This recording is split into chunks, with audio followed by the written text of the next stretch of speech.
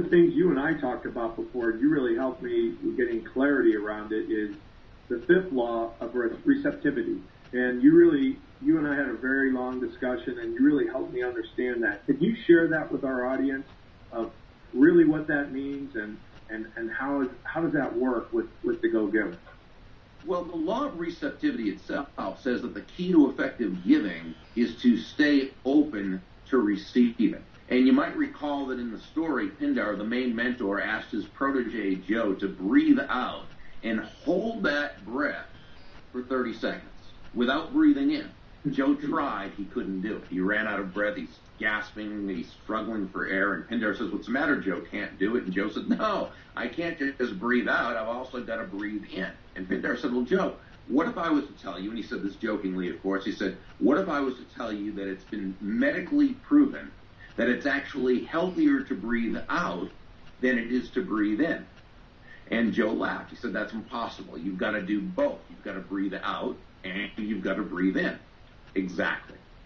We breathe out, we breathe in. We breathe out carbon dioxide, we breathe in oxygen. We breathe out, which is giving. We breathe in, which is receiving. Giving and receiving are simply two sides of the very same coin, and they work best in tandem.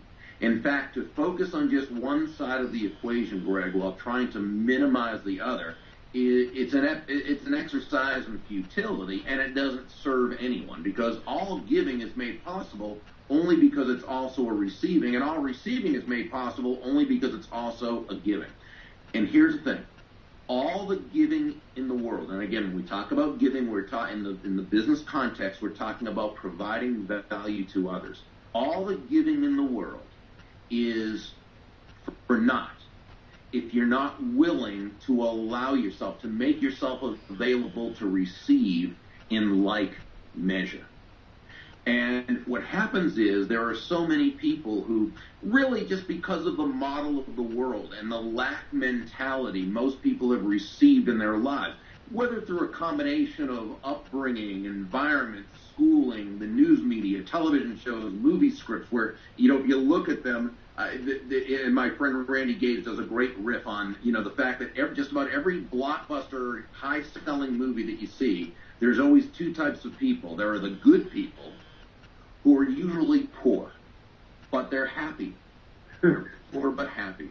And they're always being taken advantage of, stepped on, put down by the rich people who are mean and nasty and cowardly and have no soul. And you see that so often, whether it's in the media or whether we've grown up thinking, you know, what John and I call the treacherous dichotomy. Do you want to be wealthy or happy? Right? As though you can be one or the other. And that's absolute hogwash. But it's part of society. And it's part of, as Don Miguel Ruiz would say in his 4 agreements, the agreements of society. So people feel that way. And what happens is this: we learn these messages from society from the time we're little, so it goes into our mind on an unconscious level, and we come to, many people have bad relationships with money. So you can provide great value to people, but then when it's time to receive, consciously it's, okay, great, but unconsciously we push it away. And so we really, and you know, John and I have felt very gratified that people have emailed us and said, you know, since reading that chapter in the book, and maybe they had to read the chapter a couple of times, but since reading the chapter, it's given us permission to receive, and we love hearing that. You know, there's a book that I read 25, 30 years ago called Psycho-Cybernetics by Dr. Maxwell Maltz. One of the best books I've ever read in my life, and what he really, and it's written in very layperson's terms, and what he shows us is that the mind really, it's a servo mechanism. It's going to get us the results we believe we're supposed to have. And that if we have bad messages that have put in, or negative messages, and again, it's unconscious, it's not conscious, that's what we're going to do, and those are the results we're going to have. But fortunately, he also shows us how to reprogram our mind in order to be able to tap in to that prosperity consciousness. And it's a book I recommend to a lot of people. It certainly helped me years ago. So really, that's what receptivity is. It's understanding that, you know, that there's no dichotomy, there's no natural division between giving and receiving. Both are a part of the process. so long as your focus is on giving, you've earned the right to receive, not the entitlement, the right to receive, and then you've just got to be able to accept that. Well, thank you for tying in. I really like what you said. It's the right to receive, not the entitlement piece. I think that's a real key point. And then what I want to ask you to ask our teammates, we have hundreds of people part of the North Bay Networking Group, and you're talking about a lot of the things that I believe, and I know you believe, that we need to be doing to be successful in networking and being successful in business.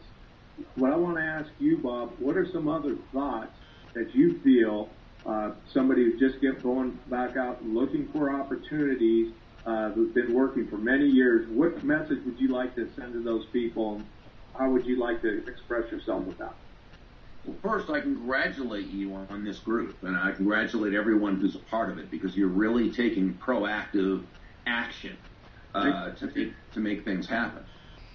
And you know, the big thing for those who are looking again for jobs and looking to do those things, you got as counterintuitive as it is, you've got to be willing to take the focus off yourself.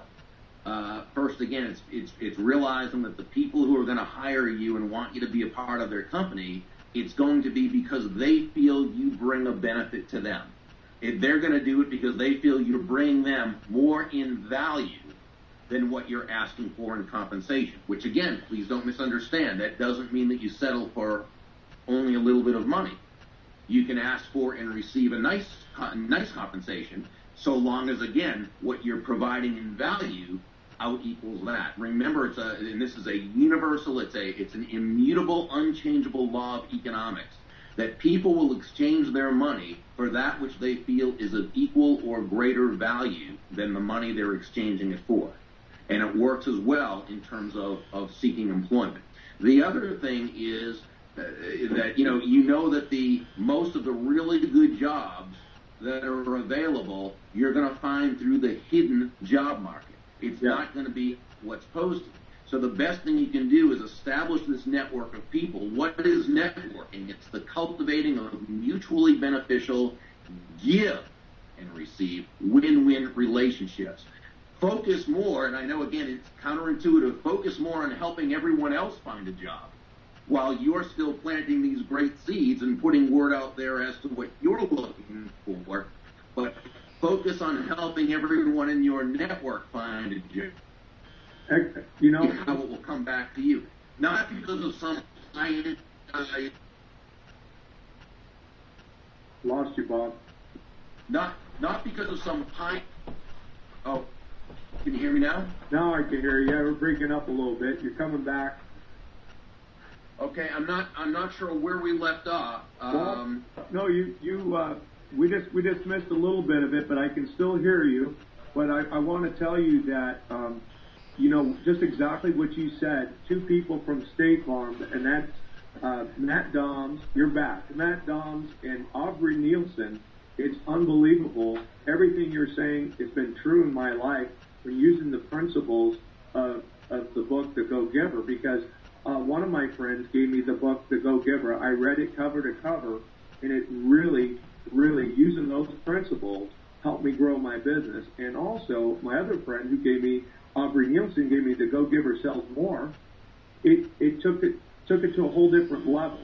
So not only professionally, Bob, but you guys have changed my life personally, and I want to take this time and tell you how grateful I am, and I can't wait till you come out on October 28th in San Mateo. We're going to send an army of people to see you because this is invaluable, and you've been a great mentor to me, and I'm grateful.